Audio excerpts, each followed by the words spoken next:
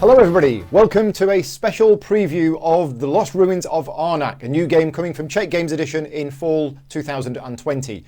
I'm here today with one of the designers, Elwyn. Hi Elwyn. Hello, hi. Now you designed this game, you and your wife have been working on this game for a couple of years. A couple, maybe like a year and a half. Year and a half, yes. A little bit over, yeah. So, before we go into any details about the game, what I will say is what you're looking at here is not the finished version of the game. This is a prototype in every way. The artwork is not finished.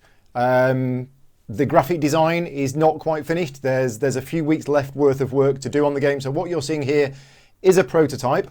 Also, this has been printed out at home and cut out on bits of cardboard. So if you're looking at the game and thinking, oh, the artwork's not very good and these counters look like they've been cut out by a 6-year-old, they probably have. So yes, don't judge the game based on that. So can you give us a quick bit of an overview about the game itself? Sure. I would probably start with introducing even this concept, because for us in CGE it's quite unusual to even show prototypes in this phase. Yes. As we even mentioned, our kind of like production schedule is quite different because we produce everything locally in Czech Republic. Mm-hmm. So we have actually still quite a lot of time. We have about a month before the print, so we still have time to finish everything. Even for the fall 2020 release. Yeah. But we saw how people are excited about this release. Even on a BGG, we were surprised because there are already like 900 subscribers there, which I think I don't remember having this kind of interest in our game before. So that's really nice, and we decided, okay, we need to show something to people. Yeah. So that's why we are here today. We want to show you a couple of rounds of this game that is set in the theme of this game is that we found this new island. You see it on the board there. And so we are the first expedition coming to the place. We want to learn as much as possible about the culture that and people that once lived here. It was 100 years ago, and there's such a richness of things that we can find, and we are eager to learn more about these people and this culture. So it's set in a sort of alternate history, 1930s stylish. About the time. It's not nowadays. It's alternative history. Please don't go look for this island. There are some hints in the game that can show us you a little bit where it can be, but we don't want people to get lost on sea because it's fictional. Yes, made up. Right, okay. Tell us a little bit about the core mechanisms within this game, because the only information really that's been out there so far is it combines deck building with worker placement with an exploration theme. And that is correct. I think what we achieved here, this was actually original idea of my wife, Min. She managed to combine these two mechanics quite nicely together, worker placement and deck building. It's difficult to explain it, so I'm happy that we will be able to show it because it just runs so smoothly together. Yeah, I mean, if you're used to deck building games already, you will notice some differences with this game. First of all, one common thing that is in a lot of deck building games is on your turn, you will play all of your cards, you will then put them on a discard pile, and you'll then draw new cards. And in this game, you don't do that. In this game, you alternate taking turns, and on your turn, you will do what we're calling a sort of micro action. It's a very small thing. You'll usually play a card, maybe two, do a little thing, and then you're done, and play will pass to the next player. And in each round of the game, and there's only 5 rounds in the game, you will gradually play through the cards in your hand during the course of a round. That's one of the main differences. The other difference is that there's no discard pile in this game, and you'll see how this works when we actually come to play it. But what was the main reason from a design perspective not to have a discard pile? Well, there was several reasons. When we first started to design this game and try to combine these two mechanics, worker placement and deck building, naturally you come to the decision, okay, you need to find a good tempo, the good rhythm of the game so that the worker placement would make sense. And you also realize that the worker placement is, in a way, very slow. So you cannot have like 17 rounds of worker placement game. That would be just really too much. And on the other hand, for the deck building, you need to have a good tempo. You want to play those cards quite often. Right. So we started to experiment how to combine it, how to meet kind of like midway, that the deck building would still work. And so we need to do some adjustment and some kind of like new concept to make it faster. Yeah. And one of the things is that we have a very small starting deck. So what you will see, you will start just with 6 cards. Each player will have 6 cards at the beginning of the game, and you will draw 5 of these cards in the very first round. And each round you will have 5 cards, and it really matters what you will buy. You will be given quite a freedom to build your deck in a very interesting way. You can really play this game in different style. Mm-hmm. But one of the side effects of this design is that if there were some discard deck or discard pile, it would be empty most of the time. Right. Because okay. you would just put things there, and because you want to draw new 5 cards, you would not have enough, and you would need to reshuffle. Right. And it would just cause confusion. And so we instead developed the system with just one deck and added new kind of mechanics around that. Yeah. Yeah. Cool. So you said that you've been working on this game for about 18 months. Now, I first played a prototype of this game in March 2019, I think it was, at Czech Gaming. That is correct. Actually, you were playing the very first prototype of this game. And oh, right. It was surprising to us because when Mina and I came with this concept, we already designed some games that are just not that far. We never published. This is our first game that we're publishing as a designers. And it was amazing for us to see that from the first ideas to the first prototype, it took us only a little bit over a month. Usually that takes much longer. Yeah. And even like with the first prototype that you played, I mean, sometimes it's achievement that you can even finish the game, but this one somehow clicked. So we really felt like, there's a potential in this game. So we really worked hard last year and a half to develop it to this.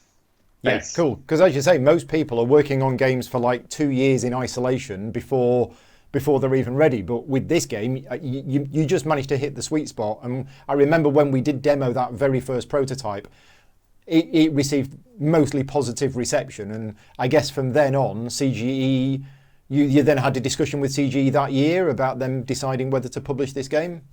Yeah, they were, because my wife and I, we work in CGE. So naturally people were interested. They wanted to know more about the game. They wanted to see development. And so we kind of like also hoped, okay, maybe one day it can be published. Yeah. But because the development went so fast and it just became really popular among our circles, then came a decision, let's just publish it already in 2020. Originally, we really thought that it would take longer because that's how even prototypes work. That's part of my job in CGE, that I test a lot of prototypes and I see the development from the beginning to the phase when we publish it. And it takes sometimes many years. Well, yeah, so 4 or 5 years sometimes. And especially with the big box games like this one is, this is quite unusual that it would take, in a way, so little time. Yeah, cool. Right, okay, so what we're going to do now is we're going to actually crack on and we're going to start playing a few rounds. So we're planning to play 3 rounds of the game. It does last for 5 rounds. But we think 3 is going to be enough to show you how the game plays. And rather than give you all of the rules up front, we're actually going to start playing and we'll explain the rules as we go. So we are set up here. We've got an initial market, which is these 5 cards here. These are item cards, and we have 1 artifact card. And this scepter actually tracks the passage of the rounds. So we're on round 1 at the moment. When we go to round 2, the scepter will go there, and we will actually then have 4 items and 2 artifacts. So as the game goes on, this market will basically have more artifacts than it will have items. We have set up this board here and we have placed these statue tokens randomly on these spaces. We have down here, this is our base camp. These are 5 locations that we can visit by just walking to, because this is where we are. But then we have this, which is sort of level 2. To get here, you're going to need either a jeep or a steamship or a boat or something like that. And then over here, we have tier 3, level 3, where you're going to need 2 jeeps or 2 ships to get there. But this is where we can explore. This is where we can find extra stuff. We also have here, you will be doing research in the game. And bearing in mind, this is still a prototype. So some of the terms that we're using are not finalized. But this is kind of like a journal that you're writing about your findings along the way. It's another way of getting points. We also have some other stacks here. We have some stacks here. We do need 2 of these assistants visible. and we need 2 of these assistants visible as well. All of the items have been shuffled and we've dealt out 5. All of the artifacts have been shuffled and dealt out 5. We've randomly decided that I'm going first, so the start player gets 2 gold and 1 compass, and the second player gets 2 compasses and 1 gold. What's the bonus for a third player if there was a third player in the game? Well, that's the thing, that we'll be still balancing this game for quite a while, so this can even change. So there will be additional coin, but that's not important, as this can actually be different in the final product. Okay, and then to start the game, basically, as Elwin says, you start off with a 6-card deck. We all have the same 6-card deck. I'm just going to show you quickly what 6 cards are in the deck on my close-up camera. So we have 2 gold cards here, which, believe it or not, when you play them will generate gold.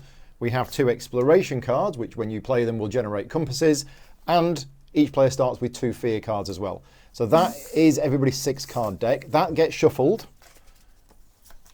And then you start the game with 5 cards of that 6-card deck in your hand. Now, for the purposes of this video, what we're going to do is we're actually going to show the cards face up on camera, but normally this is a competitive game. You would not normally see the cards in each other's hands.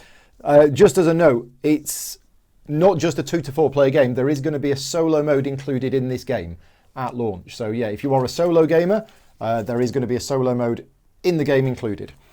Right, Elwin, your starting cards are exploration, gold, gold, and a fear card. So we've both drawn exactly the same starting hand. Fair. Which is fair, but it also does mean we know what the top card of our deck is. It is the other fear card.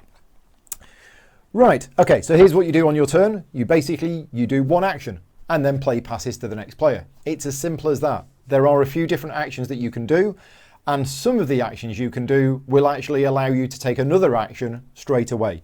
So to start the game off, this is what I'm actually going to do. I am going to play this card from my hand. So this is a gold card, and I am going to use this card for the ability that's printed on it here, which is I gain a gold, and then this icon here means I then get to take another action. Okay, so I'm going to play this card. Any cards you play go into your played cards area. I take a gold token, and then I get another action. And the other action I'm going to do is I'm actually going to buy something from the market. So let's just zoom in on the market and let's have a look at what cards we have here. Just need to move that. There we go. Right, okay, so these are the current cards that are on offer, and the cost to buy them is shown in the bottom left.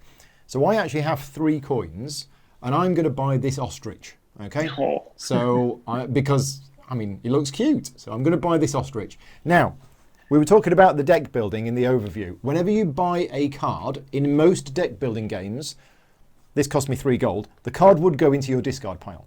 And then when your deck is empty, you would shuffle your discard pile, and you might get the card that you've bought, you might not. Whereas in this game, what happens is when you buy a card, it goes to the bottom of your deck. Now remember, my deck is currently 1 card. That means I know that I am going to get that card next round. Then what happens is the market refreshes, so that slides down, we get a new card, which is the tent, and that is the end of my go. So Elwin, is your go. Well placed. I really wanted that ostrich. Did you now? but I will do something else. Okay, so I will also I will play a card, but each card you can actually play in 2 different ways. Either for its effect, as you did with a coin, and you gather the coin, or you can play it for its travel icon, which I will do now. And I will play my fear card, which is basically the only card that doesn't have main effect. It's just blocking your card, but you can still use it to travel around the island. You see the boot icon on the left upper corner. Yeah. So you're going to play this card for the boot icon. So that allows me to actually place a worker on any spot with 1 boot. And I will go and I will pick a place with 2 compasses. The compass in this game, it represents time spent exploring. So I went to that location, I placed one of my workers there, and I gained 2 compass tokens. You gain 2 compass tokens. Okay. So you gain those 2, and that is yours. That was my turn. That is your go done. Now you only have 2 workers, and once your workers have been placed on the board, you can't then move them around on the same turn. So you've got to, on the same round. So you've got to be very, careful about where you choose to place them. Right, okay, so I've got that ostrich which I've bought. I think I'm also going to follow suit. I am going to play my fear card as well for the 1 movement. And I am going to use that movement, and I am going to take... now then. I'm going to take this blue arrowhead here. So there are 3 special resources in the game. You can see them over here. We have these tablets, we have these arrowheads, and we have these jewels. Now at the moment these are 3D printed prototype components, but these are actually going to be nice 3D plastic components in the game, aren't they, Owen, I think? Yeah, I'm really looking forward to that, because I think they will look really great, especially the ruby. You see these jewels; they look a little bit like bird's head that were sculpted by the civilization, and they will be translucent. They will look really sweet, I think. Okay, cool. And each one of them will have a certain effect in the game, and they're thematically linked to what they do in the game. But anyway, that's what I've done. Is I've gone here, I've got an arrowhead, and that is my go done. Over to you. Well, I need to also equip my expedition, so I will play 1 gold card to generate 1 additional coin. Yeah. And for 2 coins, I will buy the boat that I see up there. Yeah, okay. So you buy that. That goes to the bottom of your deck. It should also be noted that all of these cards that we're buying are worth points at the end of the game. That is so correct. This number here is worth 2 points. So that'll be a 2-point card at the end of the game. And it's good also to notice that you are building not only a deck for its effect, that it would work together, and the experienced player really know how to build it well together, but they also have this travel icon on the top. So the ship that I just bought had 2 ship travel icons. So this one will actually allow me, just with this card, to get on the very top of the map if I want later in the game. Yeah. Okay, right, back to me. So I have a gold and 2 exploration cards in hand. Do I want to go out exploring? I think I do.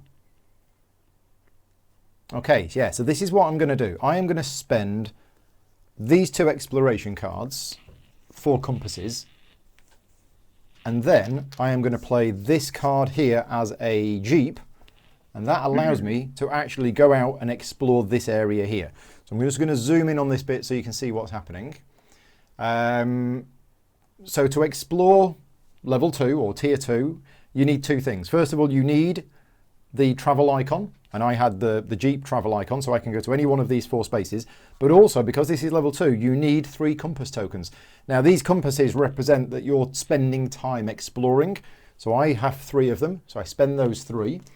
And I can now go on any one of these 4 spaces here. And I'm actually going to go on this space. And it does a couple of things. First of all, this is a statue. Okay, so I gain immediately the bonus that's printed on the statue, which for me is 1 gold. So that's mine. Then I keep the statue and I actually put it on my player board here. Now, I'll come on to what you can do with that later on, but for now, it's worth 3 points just there for me finding it. The next thing we do is we take one of these level 2 tiles from over here. So these were shuffled at the start of the game, and it shows what we found. So I have found, well, it looks like a dead body. It's a scary place. This one actually gives you fear. Yeah. Okay. So yeah, we found some dead body, and what that gets me is printed on the tile. So this is 1 compass token, 1 ruby, which is awesome, but a fear card, which is not awesome. Okay, because fear cards are bad, and that goes into my played area. Now, all of these locations are also protected by guardians. So it isn't just you go there and you get all of the good stuff. Unfortunately, there is a guardian there that we have found as well. So there is a big stack of guardian tiles. Again, these are all shuffled. And the one that I found is this thing, which looks like a giant beetle. Oh dear. Yeah, he looks quite nasty. I didn't place my worker on there. So there's my worker. Now, this guardian, I have 2 options here. I can fight it, which is a future action. And to fight it, I need to spend what's printed on the left. So this is a boot, travel icon, a compass, and also an arrowhead. And if I do that, I defeat the guardian and I will get 5 points at the end of the game. Alternatively, I can choose just not to defeat it, and then when the workers will come back at the end of the round, I will gain a fear card because I basically got scared and ran away from it. Since I currently have no cards in hand, I think I will be running away from this at the end of the round. But yes, that is it for my action. And it's actually, sometimes it's even a good choice to run, even though you think you can defeat him, because you might need the resources for something else. So Yes. this is one of the tough choices in the game as well. Yeah. Okay, so what will I do?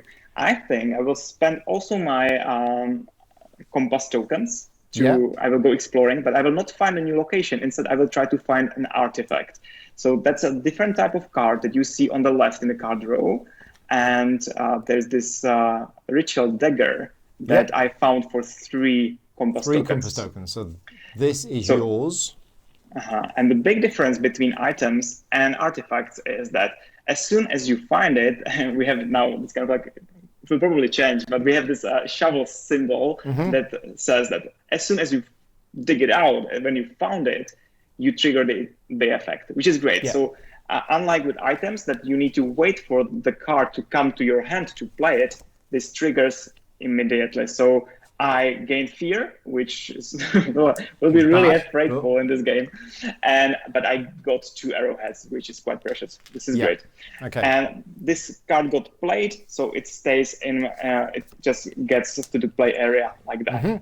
The disadvantage of artifacts is that, unlike with items that you can always play from your hand and there's no limitation, artifact you need to activate. So the next time I would want to play this ritual dagger, I would actually need to find some tablets to read more about how these artifacts worked. So I would need to pay that resource. This is basically one of the specifics of each. As Paul mentioned, you mentioned that there are different kind of like flair to each of these resources. You need tablets to reactivate your artifacts.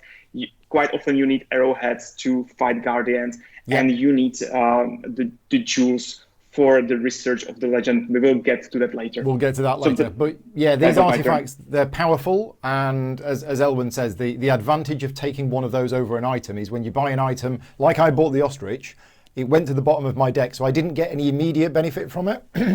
But Elwin bought the ritual dagger and straight away got to use its ability. The downside is, if you don't pay a tablet the next time you play that card, it's kind of like a dead card in your hand. I mean, you can still use it for the travel icon, but the ability is now defunct until you spend tablet icons in order to regenerate it. So cool, that's artifacts.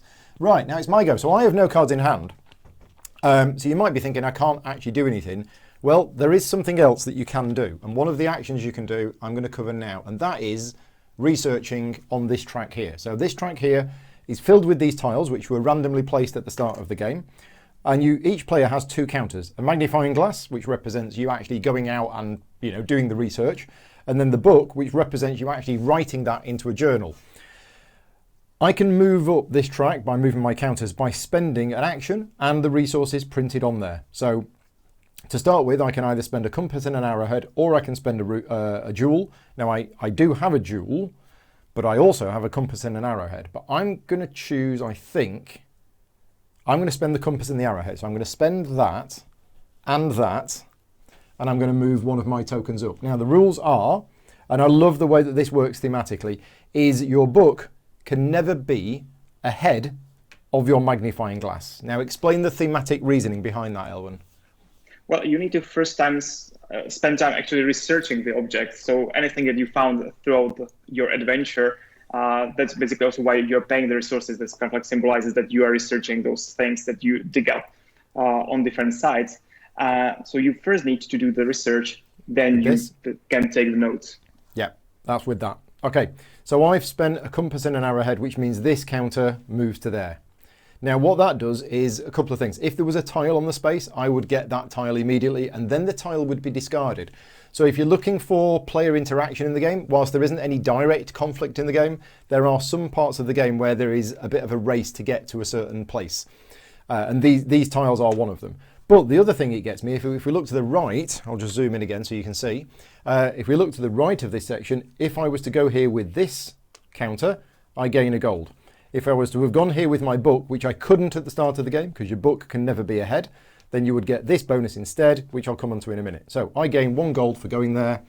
That is mine. I now have 2 gold, and I'm done. Your go. Okay, what I will do, I will play gold card to generate a coin And for that, I will buy a torch. That sounds like a good equipment to have with me. You buy a torch, that goes to the bottom of your deck, and the items shuffle along. Okay. Now, I could pass now, but I'm actually going to carry on and do some of this research because I have this jewel. So I'm going to spend that jewel to push this magnifying glass up even further, which gets this bonus before you can get it.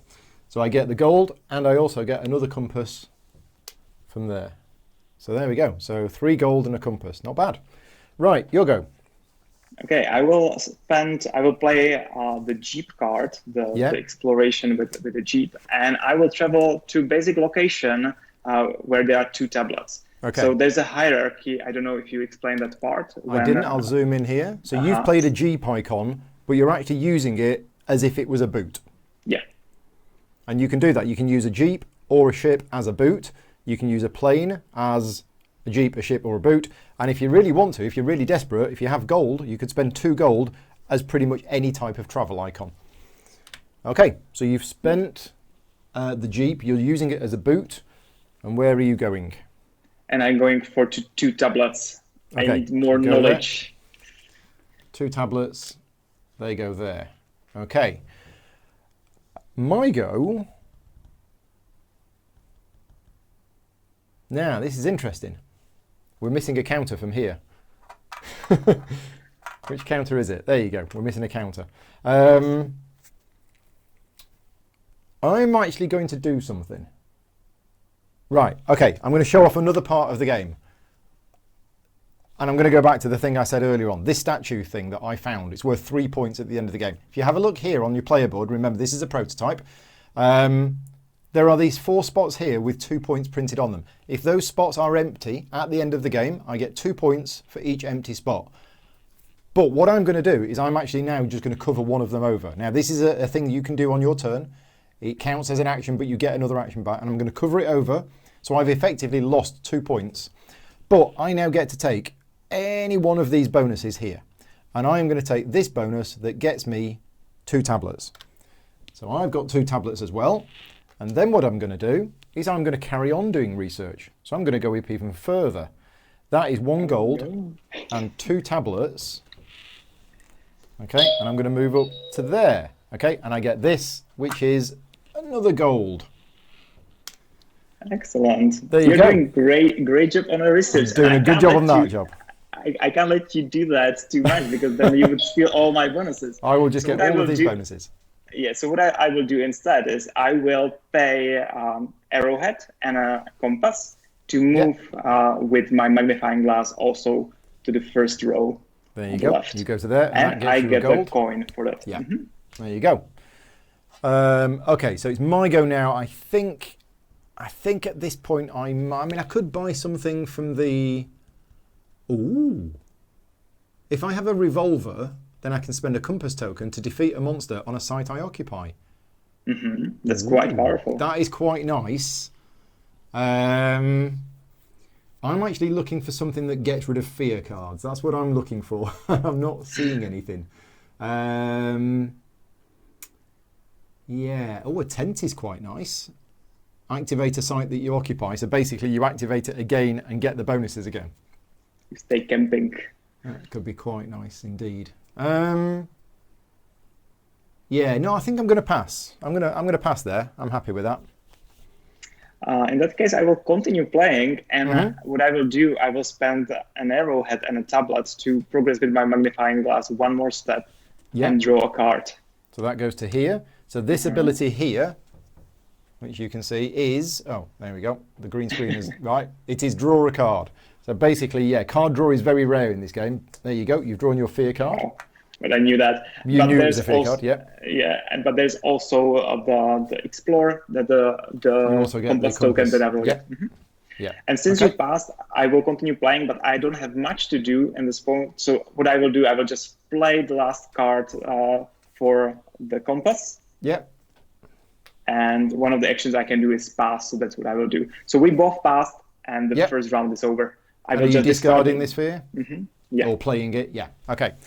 So yeah, the first round is over. So at the end of the round, there is a sequence of things that you need to do. The first of which is you recover your workers back from the board. And remember, I have a worker here that was facing this guardian here.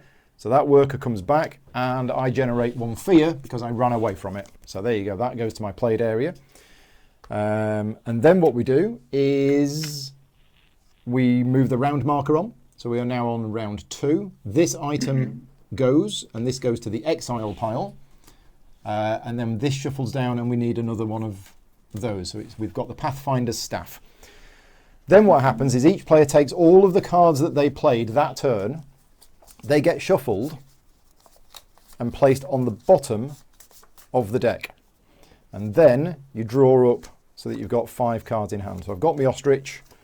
Let's see what else I've got. Oh, lots and lots of fear cards. I'm not going to have a good round.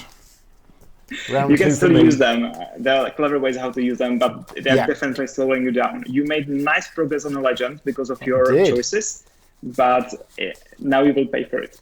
Yeah, absolutely. Right, your cards are a torch, a steamboat, a fear, oh, another fear. Okay, so it's affected us both, and a ritual dagger. There you go. So we're both scared. And you had quite control over the deck building because I knew that I will be getting the steamboat and the torch. Yeah. Start player passes to yourself, and it is your go for round 2. So first thing that I will do is I will use one of my fear cards to travel. And I will go to a location that grants me a jewel because that one says discard a card from your hand basically play a card without an effect from your hand. And since I have my second fear, I will do that. Okay, so you play your second fear for no effect to gain a jewel. There you go. Nice. Now, how am I going to get rid of these fear cards? I need a way of exiling them. Now, I've got the ostrich. Now, that's pretty good, isn't it? But I need compass tokens in order to get up here, and I don't have any compass tokens. So I'm going to play a fear card first for a movement point, and I'm going to go here and get myself 2 compass tokens. There you go. That's me done.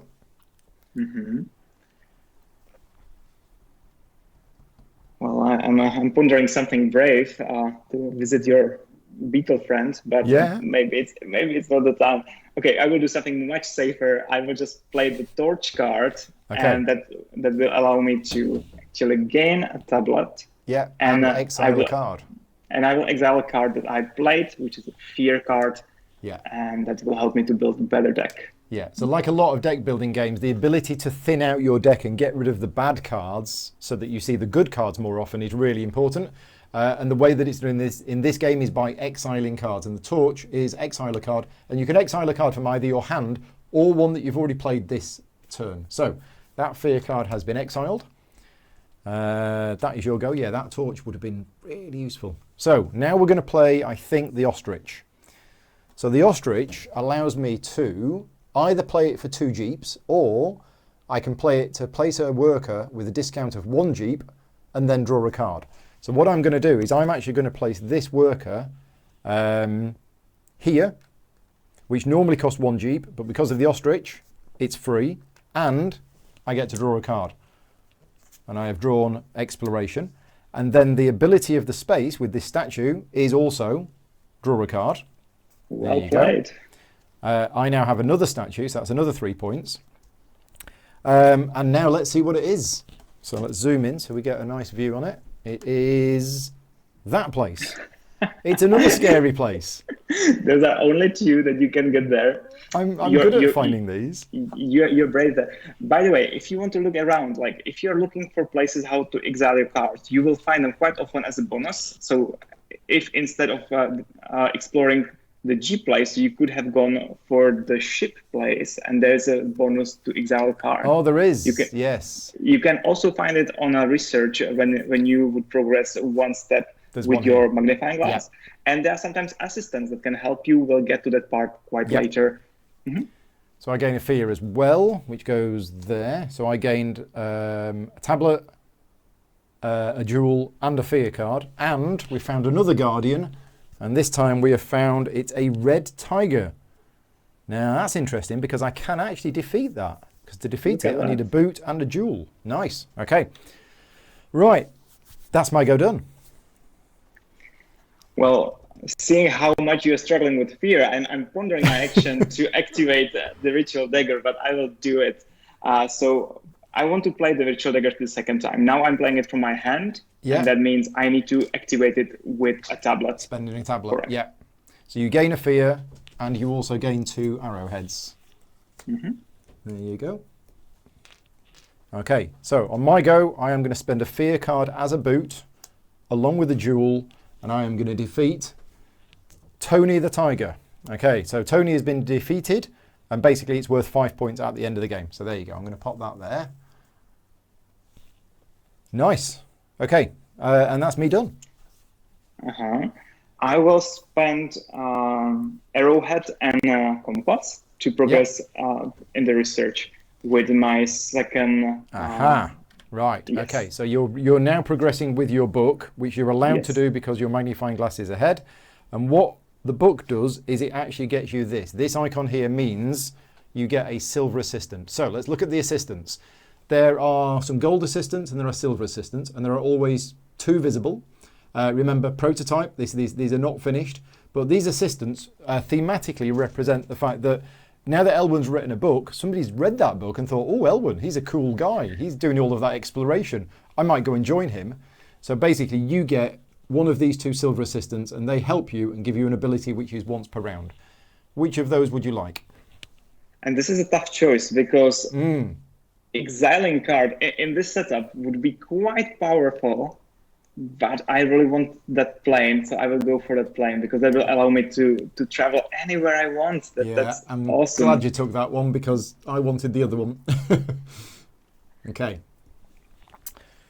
You all done? Yeah. Yeah, I need an arrowhead. I desperately need an arrowhead. So I think what I'm going to do is I am going to sacrifice another 2 points by placing this statuette on there to take an arrowhead. And then I'm going to spend an arrowhead and a compass to do exactly what you've just done and move my book up to there. And You're copying my research. I am. And I'm going to take the assistant that allows me to exile a card.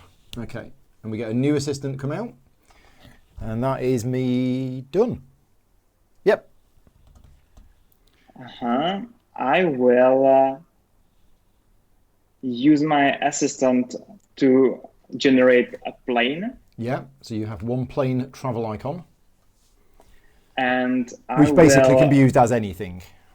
Yeah, and I'm scared of this big beetle, so instead I will just go to basic location.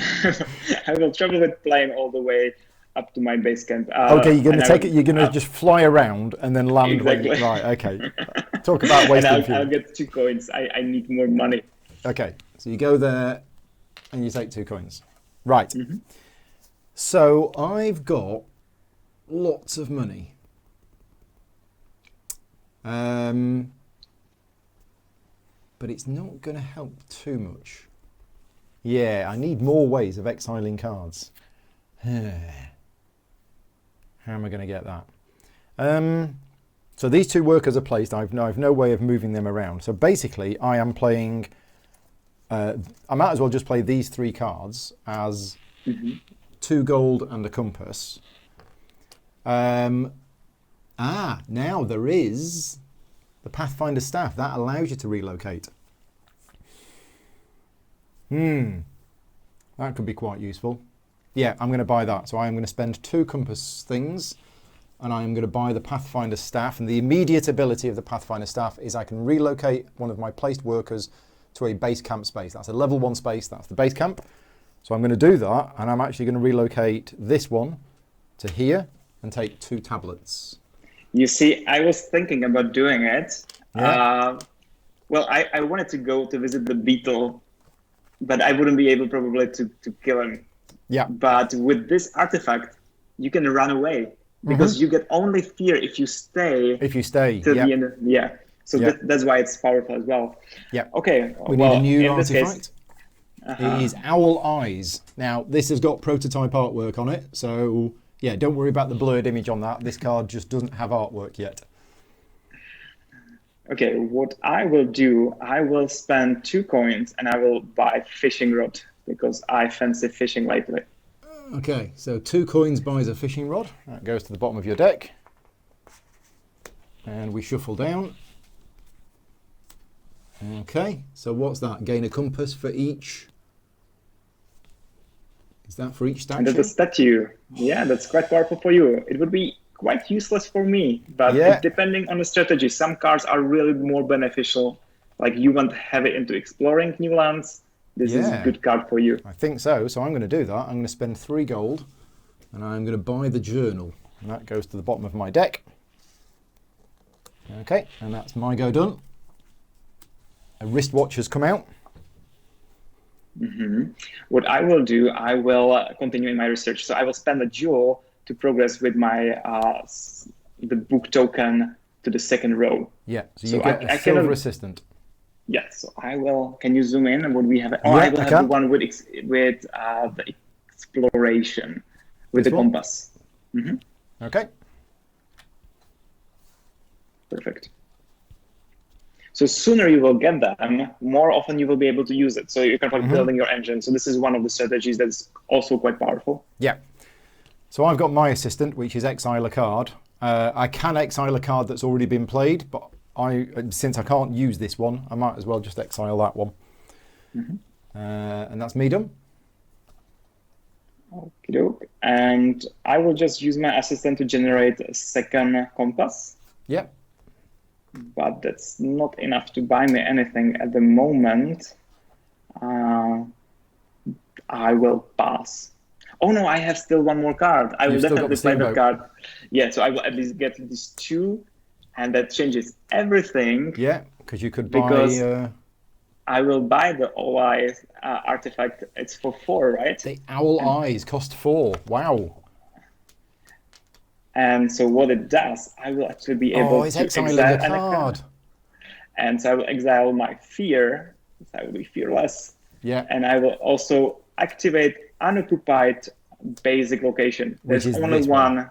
Yeah, so I need to get the arrowhead, which is fine. Nice. Nice. Okay, so I don't think there's anything. Oh, we need a new artifact, which is a feathered cloak. And again, I could buy something. So I think I will. I am going to spend 2 gold and I am going to buy a water canteen. There you go. That goes to the bottom That's of my a deck. good card for you. Yeah. We have a big deck. You need to get through the fear that you have there. Yeah. You know what? Thinking. I like those boots. I will buy for my last coin the sturdy boots. The sturdy boots. It will be. Okay, so that gets bought. That gets replenished. I think I'm done now, so I'm going to pass. Well, and I'm passing too. So Okay. we finish the second round. Yeah, so end of the round, workers come back. Our assistants refresh. Any cards that we played get shuffled and put on the bottom of our decks.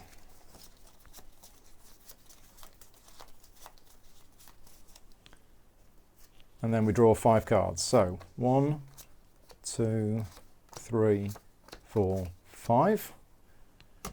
We shuffle these. You've got a lot of artifacts here. But I need a lot of tablets to get used of them. Okay, and you get fear, gold, gold, exploration, and exploration. 5 basic cards. Oh, but there are sturdy boots waiting for me. Yeah, I'll get and it's them. me first. Right, okay, so here's what I'm going to do. I need to grab a space before you do. Yes. What are we going to take? What are we going to take? I've got 1 compass. I need more. So I am going to use a fear as a boot. I am going to travel to here and take 2 compasses. Okay, I'm done. Clever, clever. Oh, we didn't do one more thing. You need to move we didn't do the this. stuff. Yeah, so the Oh, airplane. no has one bought the gone. plane. That's Nobody bought the powerful card.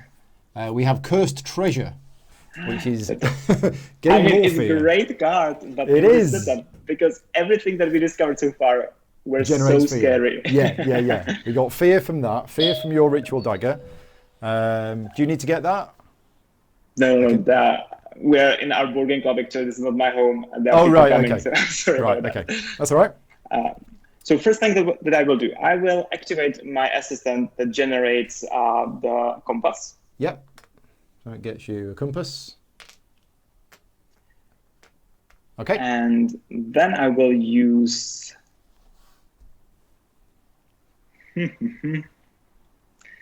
No, I need more explorations. Okay, I will use fear and one of the Jeep gold, the gold with the Jeep.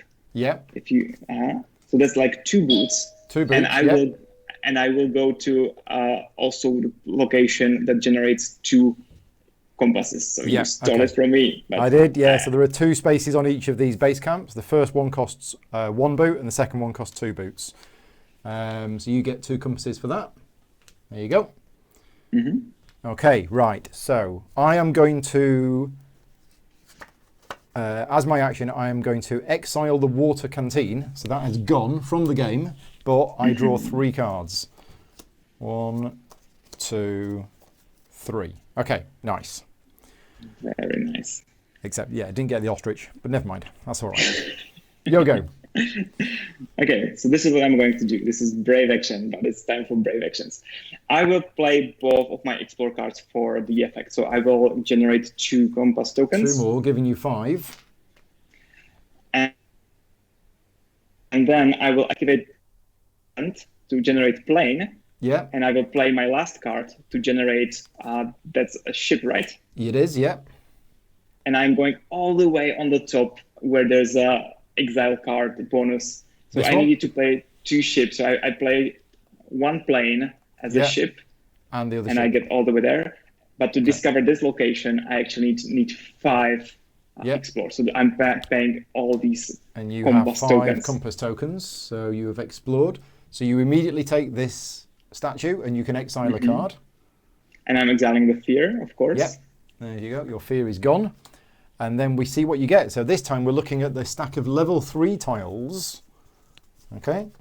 And you have found... You can also get the fear. I'm curious. No fear. So you get 1 gold, 1 compass token, 1 tablet, and 1 arrowhead. Okay, so these are all the goodies that you get for finding it. But also you have disturbed some strange giant owl thing. It's looking from the structure on me. I wonder if it's a statue or if it's because I used all eyes. It's now that's looking what it at is. me. It's looking at you. So that's going to cost you a gold and 3 tablets in order to defeat that guardian. That's tough. And remember, place my worker there. Yeah. Perfect. So that was my turn. Okay, so yeah, I kind of do need to explore as well. So yeah, I think I'm going to explore. I'm going to spend this exploration as a ship. I'm going to spend 3 compasses, and I am going to go here, which means I take this statue, which means I can exile a card, which I'm going to get rid of that fear. Okay, I've done that, and let's see what we find. And we've found this place. So I get a tablet and an arrowhead. And there's a nice mythology that we wrote about all these places and islands and different structures. It's a pity that in a Eurogame you can't tell story much. Maybe you will eventually see it through different symbols and structures, and there's a reason why Guardians look how they do. Right. Maybe later, if this game is popular, maybe in some expansion we'll be able to tell the story more, because it's kind of cool. Cool. Right, we found what looks like a basilisk or some kind of giant lizard creature thing, which... Oh, I have the ability to defeat that. Yes, I was lucky. I can do that. This is a dangerous place for this basilisk. This is he should be avoiding this place. Yeah, he definitely should. Right, that's my go done. So, your go. Okay, I will. If You've I'm got no able, cards and I no don't know. The next step is 2 tablets and 1 coin, right? If that's true. Where are we looking? I'm looking with my magnifying glass. Yes, the next step for me is coin and 2 tablets. So I'm paying that cost to progress in the research. 1 coin, 2 tablets. Yep. I'm too late because some polo were already there, so there's I no bonus. I already snatched it. Now, am I going to be able to sneak up there before you for the next one? No, I'm not. But we need another assistant. Right. Okay. Now I had a plan, so I probably should stick to the plan. And I think I am just going to defeat this. So I'm going to play a fear card. I'm going to spend a tablet, and I'm going to spend an arrowhead, and we have defeated Bertie the Basilisk. There you go. And then I'm going to flip over this assistant to exile this fear card. This assistant is basically calming me down, saying, it's all right, Paul. It's okay. Don't be scared. I've brought my therapist along with me, I think. Right. Very useful on these expeditions. Very, very useful. Right. Your go. You see, maybe I overdone it. I thought that I will need to be exiling more cards, but I don't have any more fear, right? Nope. Nevertheless, I will spend 2 of my arrowheads to progress in a legend further. Yeah. Okay, so you move up to here. So you can exile a card if you want to. I want to. And okay. I will exile the gold card with Jeep. Yeah. Okay, so that's gone. Again, this is a good card, but one of the things is Elwyn's deck now has much better cards in there, so he's getting rid of one of his basic ones. Right, well, I'm going to play the journal because that gains me 1 compass for each statue I have, up to a maximum of 3, and I have 3, so that's that. And your go? Can you show me what the resources I have? Is that an explore or coin? You have, it's a compass. Yeah. Oh yeah, the compass. Well, that's not great. It's not terrible. Well, I think I will pass. Okay. Well, I'm going to play the Pathfinder Staff. So to play this card from my hand, I have to spend a tablet to research it more. And that allows me to relocate one of my placed workers onto a base camp space. So I'm going to place it... Yeah, I'm going to place it here. And that allows me to play a card without its effect in order to get a jewel. And then if you have passed, I am then going to do some more research in here. I'm going to spend a jewel and a tablet in order to move my magnifying glass to there, which gets me another tablet. And then I've got this card, which I play for a gold. And then I think I've done that wrong.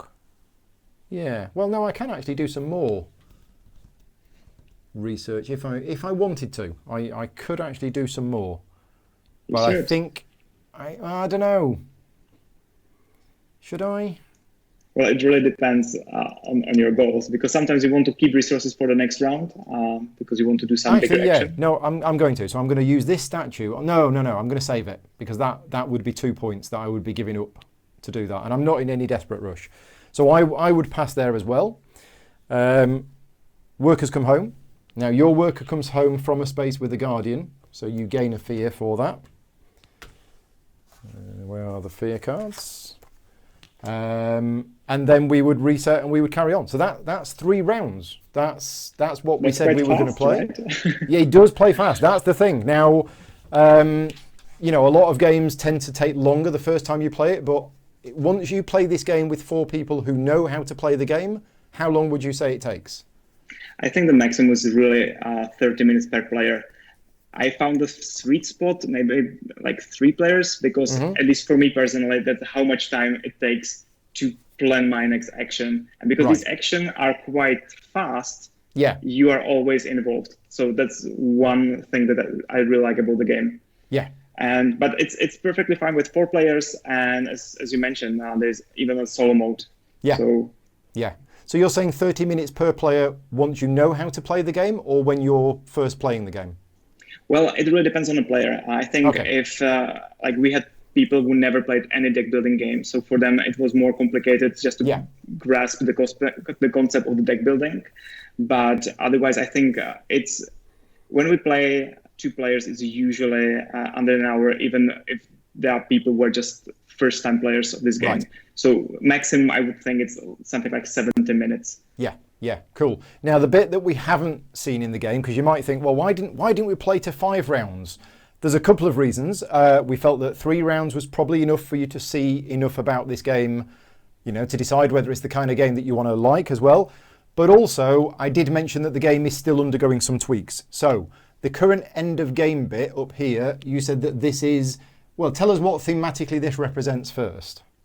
Well, we're all on an expedition that our main goal is to find as much about the civilization as possible. But one of the really goals that we want to achieve is also to discover the Arnak, which is kind of like a fabled city there. And this research can lead us to this fabled city. So that's the very top that you will see the keys, and by going there, you will be able to get access to much more knowledge that the people left to us to discover there. But as we mentioned, this is the first time we're showing this prototype. Not all graphics is complete. The same goes, as you already noticed, some of the cards, they don't have illustration complete because, and we were a little bit pushing our illustrators because like, there was like, it's not ready yet. It's not, even the map is like, we've been working on it, just, we don't have enough time. We still have a month ahead of us. So just bear in mind, all this is a prototype graphics, everything will get polished. And it's also just the thing that we will spend now another month of balancing the game. This is something that's very important for us in CGE. We are trying to always come up with the games that are well balanced. Yeah. And as you probably saw, there are different strategies that you can pursue. You can focus on the research part. You can go hunting the guardians. You can try to build a magnificent deck that is actually working. There's a nice synergies between cards. And all these things we will test against each other just to see that there are many different ways how you can play this game. Yeah. And I mentioned maybe this at the beginning. We designed this game because that's something that Min and I really like. We like deck buildings. We like worker placement. And so we just, this is a game that's perfect for us. And we just hope that more people will be like us, that will enjoy this game. Yeah. I mean, personally, I love deck building and I love worker placement. They are probably my 2 favorite mechanisms, and I love exploration games as well. So yeah, I mean, this game obviously hits my sweet spot quite well. I would have classed this as a light to medium Euro game. That's where I would put it. Yep. You agree? I don't think it's quite medium for me. And yeah, if it plays in about 90 minutes for 4 players with quick turns, with very little downtime, then let's hope it's popular. But anyway, thank you very much for giving up your time to do this. And yeah, I will see you whenever I will see you, but I will be speaking to you fairly soon because yeah, we've still got a lot of work to do on this game. Well, I don't have much work to do on this game, but you're right. The artist and the graphic designer, they've still got a lot of work to do for this. But and as I mentioned, this is quite unusual for us to show prototype in this phase. But one of the advantages is that you guys can actually give us feedback. Yeah. So if you go to our BGG page, join the forum there, and let us know what did you like about like anything that you saw, if there are some things that were bothering you, because we are still tweaking the typesetting, kind of icons, and everything like that. So we're actually really open. We will have a lot of testing events, and your feedback is very valuable to us. So. Pop onto the page on BGG and give that feedback because yeah, the graphic designers and the designer will listen to that feedback and hopefully make adjustments to make it better. So yeah, the game has got about a month left. It will then be going into production. And as Elwyn said, because Czech Games Edition print everything locally in the Czech Republic, that's how they are able to basically get games printed relatively late to them being released. I know in previous years people were saying, well, hang on a minute, CGE are producing a game for Essen. They haven't even sent it to the printer yet. It's never going to be ready. And like a week later, there it is. And it's like, yeah. So the printer is like, not quite at the end of the road, but it's relatively nearby. So anyway, yeah, thank you very much for watching. I hope you found this useful. This video was created as part of Gen Con Online to show off, one of CGE's new games for 2020. The other game that CGE are producing this year is Under Falling Skies, which is a solo game. There's going to be content coming out for that as well. And also, did you mention to me earlier on that you wanted me to do another video for this in a couple of weeks' time? We will be really happy to show you the progress. So if you are willing to give it another shot in a few weeks, we'll be more than happy to provide the updated copy for you. Yeah, excellent. So yeah, if you are interested in the game and you want to see more content of this game in a couple of weeks' time on my Gaming Rules YouTube channel, I will be doing a full playthrough of this with some friends of mine, using the updated graphics and the updated cards and everything else. So yeah, make sure you subscribe to the channel so that you can keep an eye on that. And that's everything. Yeah, so thank you again, Elwyn. Thank you, Paul. And thank you very much to everybody for watching. I'll take care. I'll see you next time. Bye.